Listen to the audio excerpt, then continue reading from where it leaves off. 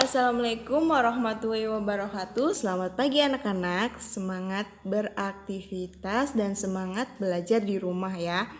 Hari ini kita akan belajar tema 4 yaitu kewajiban dan hakku. Nah, kali ini masuk ke subtema 3 yaitu kewajiban dan hakku dalam bertetangga. Nah, sebelum memulai kegiatan, alangkah baiknya kita berdoa terlebih dahulu di rumah masing-masing. Berdoa dimulai.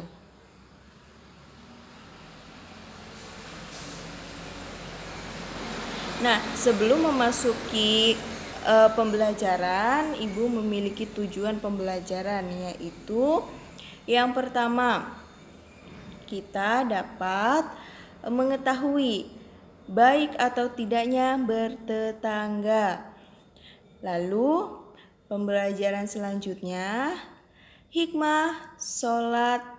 Yang ketiga ada cerita tentang si Kabayan. Nah, kali ini Ibu akan menjelaskan tentang bagaimana kita hidup baik bertetangga. Setiap orang berkewajiban bertetangga dengan baik. Kita bersyukur memiliki tetangga yang baik. Apakah kita sudah menjadi tetangga yang baik untuk lingkungan kita? Nah, kali ini Ibu akan menceritakan tentang tetangga baru yang diperankan oleh Lani dan Ibu. Di sini ada percakapan antara Lani dan Ibu.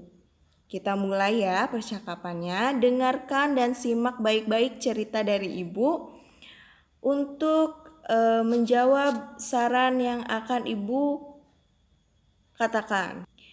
Nah, Ibu akan membacakan percakapan antara Lani dan Ibu tentang tetangga barunya. Yang pertama ada Lani nih.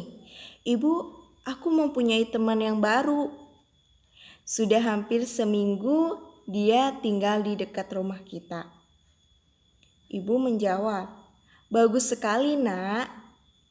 Kamu pasti sangat senang. Lani terus menjawab, tentu ibu. Ibu guru berpesan sebaiknya kita mengenal tetangga. Mengenal tetangga adalah kewajiban kita. Ibu pun menjawab, betul sekali nak, mereka juga mempunyai hak untuk dikenal. Apakah kamu senang mengenalnya? Lani pun menjawab, tentu bu, dia sudah kelas 5 SD. Dia pandai menggambar, wow. Ibu menjawab, sebaiknya kau ajak dia ke rumah. Kenalkan kepada ibu, kenalkan juga kepada teman-temanmu. Lani, tentu bu. Terima kasih mengizinkanku untuk bermain dengan ibu. Nah, kali ini Ibu memiliki beberapa pertanyaan yang akan Ibu bacakan. Kita diskusi bareng ya di rumah walaupun kita tidak bisa tatap muka langsung. Nah, apakah kalimat-kalimat berikut ini termasuk dari kalimat saran? Jika benar, kalian jawab benar ya. Tapi jika salah, kalian jawab salah. Pertanyaan yang pertama yaitu, Ibu, aku mempunyai teman yang baru. Apakah itu kalimat saran? Ya, jawabannya salah. Itu bukan kalimat saran. Nah, yang kedua, sebaiknya kamu mengenal tetangga. Apakah itu jawaban saran? Ya, karena ibu menyarankan untuk sebaiknya kamu mengenal tetangga.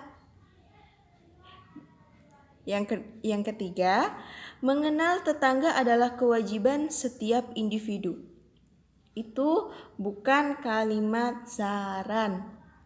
Yang keempat, sebaiknya kau ajak dia ke rumah. Apakah itu kalimat saran?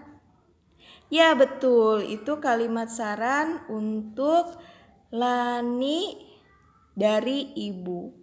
Ibu menyarankan sebaiknya kamu ajak ke rumah. Nah, yang kelima, kenalkan juga kepada teman-temanmu. Saran dari ibu. Begitu anak-anak, sudah mengerti? Jika sudah, kita masuk ke materi yang berikutnya, yaitu ada. Nah, kali ini materi berikutnya yaitu hikmah sholat. Apakah kalian sudah melakukan sholat 5 waktu? Harus melaksanakan sholat 5 waktu. Jadi, buat yang belum sholat 5 waktu, ayo kita sama-sama sholat 5 waktu dengan tepat waktu.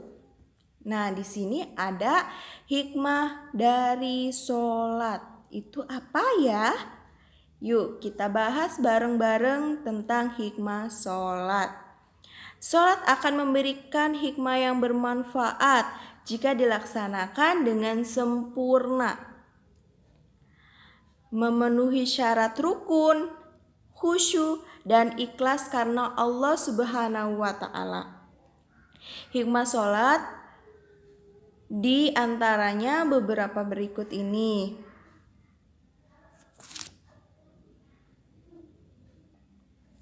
Yang pertama, yaitu ada selalu mengingat kepada Allah. Jadi hikmah sholat itu yaitu selalu mengingat Allah Subhanahu wa Ta'ala, karena sholat merupakan doa yang dipanjatkan kepada Allah Subhanahu wa Ta'ala. Nah, yang kedua, mendekatkan diri kepada Allah Subhanahu wa Ta'ala yang menciptakan alam semesta. Yang ketiga, belajar disiplin waktu.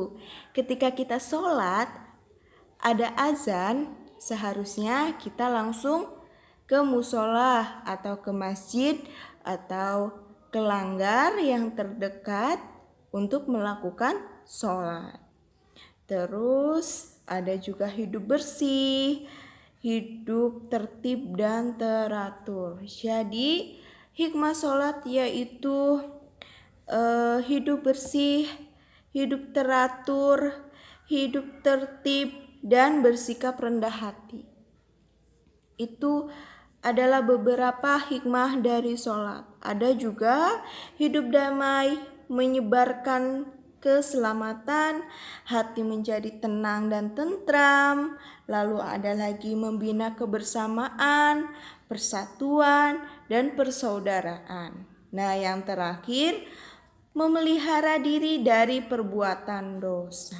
Jadi, untuk anak-anak semua yang ada di rumah, itu adalah hikmah sholat, di mana kita harus melaksanakan sholat tepat waktu, karena sholat itu untuk mendekatkan diri kita kepada Sang Pencipta, yaitu Allah Subhanahu wa Ta'ala yang menciptakan alam semesta, bumi, langit, dan seisinya. Nah, itu anak-anak hikmah dari sholat, di mana kita harus melaksanakan kewajiban kita, yaitu sholat tepat waktu, sholat 5 waktu untuk kehidupan kita di dunia dan di akhirat. Nah, pembelajaran selanjutnya yaitu tentang nyungsi kecap anu hese. Nah, di sini Ibu akan menampilkan sebuah cerita tentang si kabayan ngala nangka, yaitu cerita si kabayan yang mengupas nangka. Nah, bisa kalian baca teks berikut ini ya, nah. Diperhatikan baik-baik. Nah, setelah kalian sudah membacanya, Ibu mempunyai tugas yaitu sebagai berikut dan dikerjakan sesuai dengan pertanyaan yang ingin ditanyakan. Pembelajaran hari ini sudah selesai. Nah, hari ini pembelajarannya bisa kita simpulkan bahwa kita harus wajib bertetangga dengan baik, harus mensyukuri memiliki tetangga yang baik.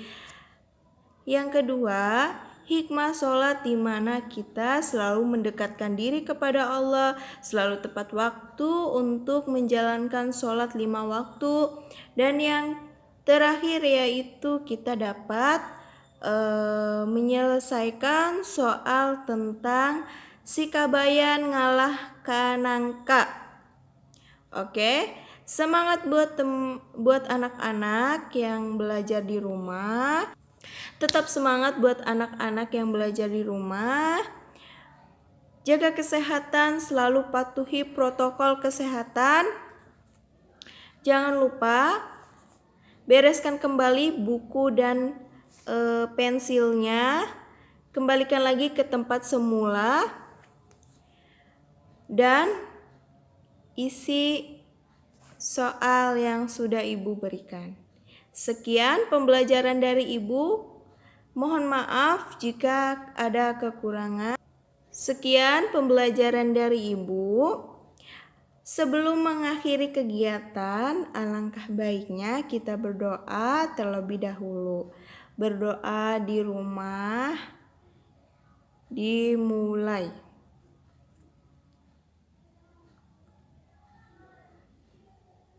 Selesai. Selamat belajar dan semangat belajar. Oke? Wassalamualaikum warahmatullahi wabarakatuh.